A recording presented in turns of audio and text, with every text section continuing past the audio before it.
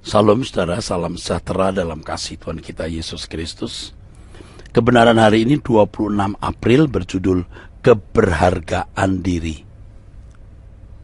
Saudaraku, salah satu penyesatan yang dilakukan oleh iblis kepada manusia adalah mendorong manusia tidak menghargai diri sendiri atau menyesatkan manusia menghargai diri sendiri secara keliru. Tidak menghargai diri sendiri sama dengan tidak mengasihi diri sendiri. Karena tidak mengasihi dirinya sendiri, maka ia tidak menghargainya. Sama seperti kalau seseorang tidak mengerti nilai suatu benda, maka ia menelantarkan atau menyanyiakan benda itu. Dengan cara bagaimana seseorang tidak menghargai dirinya? Ketika seseorang membiarkan dirinya dikuasai oleh roh yang bertentangan dengan roh Allah. Ini juga berarti ia menggiring dirinya ke dalam api kekal. Kebodohan seperti ini, saudaraku, dilakukan oleh orang-orang yang menghargai dirinya secara salah. Menghargai diri secara salah dengan cara memenuhi dirinya dengan segala kebutuhan jasmani dan ambisi pribadi yang tidak sesuai dengan kehendak Allah. Menghiasi diri dengan penampilan, pakaian, dengan perhiasan, barang branded, tetapi tidak menyenangkan Tuhan. Ketika seseorang memuaskan dirinya sendiri, berarti dia mengasihi dirinya sendiri secara salah.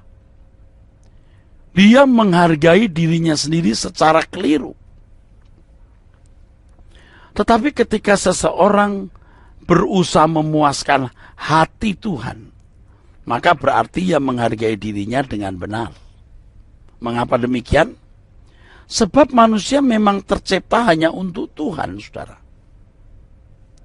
Banyak orang tidak menyadari bahwa dirinya sebenarnya sangat berharga. Nilai diri kita ini tidak dapat diukur dengan uang atau sesuatu yang lain. Keberhargaan diri kita ini dibuktikan dengan kerelaan Allah, anak Allah menjadi manusia untuk menyelamatkannya. Dirinya sendiri menjadi tebusan bagi keselamatan manusia. Bagaimana merebut manusia dari tangan kuasa kegelapan supaya menjadi milik Allah kembali. Nah, kalau Tuhan begitu menghargai manusia, kenapa kita tidak menghargai diri kita sendiri, saudara-saudaraku sekalian? Oleh sebab itu ada beberapa hal yang harus kita pikirkan, saudaraku. Pertama, kita harus sungguh-sungguh menyadari dan menghayati bahwa manusia itu ciptaan Allah yang segambar dan serupa dengan Dia. Manusia diciptakan dengan keadaan yang sangat mulia, citra dari segala ciptaan Allah. Hal ini nyata, saudaraku sekalian, dari keberadaan manusia. Manusia memiliki elemen-elemen yang tidak dimiliki oleh makhluk lain secara lengkap dan sempurna. Jadi manusia itu diciptakan Tuhan dalam keadaan yang sangat sempurna. Yang berikutnya, kita harus menyadari dan menghayati bahwa manusia memiliki unsur kekekalan. Di dalam diri manusia itu ada unsur kekekalan. Manusia tidak pernah mati. Tubuhnya dikubur, tetapi kesadarannya kekal, tidak ikut mati. Ketika manusia diciptakan, Allah memberikan nafas ke dalam hidungnya, nefesi. Nefesi itulah unsur kekekalan, saudara.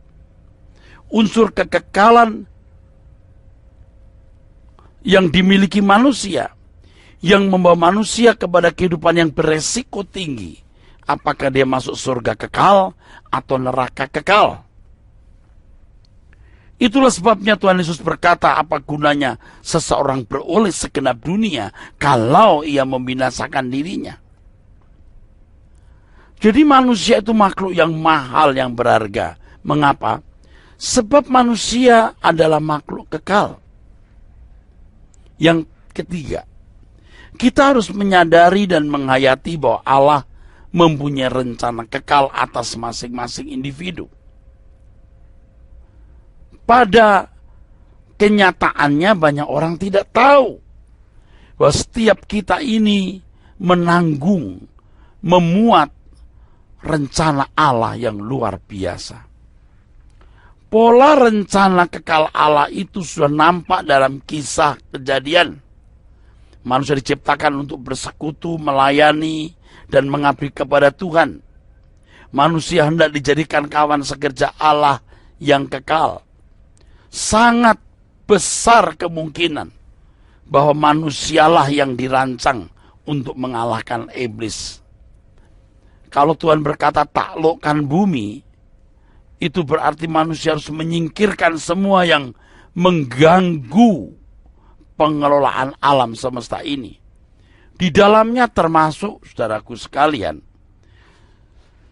jumlah malaikat yang jatuh, yang dibuang ke bumi, yang harus dibinasakan suatu saat bersama Lucifer. Tetapi itu tidak bisa terjadi sebelum manusia menjadi corpus delicti, artinya memiliki ketaatan, kehormatan kepada Allah seperti yang dikehendaki oleh Allah atas makhluk ciptaannya. Dengan demikian maka Lucifer akan ketahuan kesalahannya. Karena dosa, manusia tidak lagi hidup bersekutu, melayani dan mengabdi kepada Tuhan. Tapi manusia hidup dalam persekutuan dengan dunia dan iblis.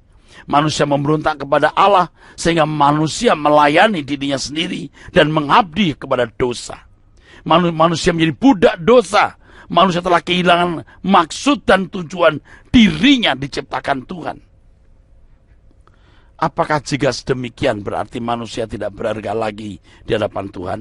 Oh, ternyata tidak. Manusia tetap berharga. Bukan tidak berharga, tetap berharga.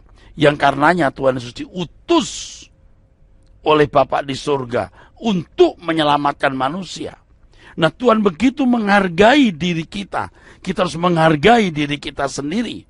Dan sikap menghargai diri kita sendiri ini diwujudkan dengan kesediaan kita mewujudkan rencana Allah, menjadi manusia seperti yang dikehendaki oleh Allah, menjadi corpus delicti, sempurna seperti Bapa, serupa dengan Tuhan Yesus, sehingga kita semua menjadi makhluk-makhluk yang agung seperti yang dikehendaki oleh Allah.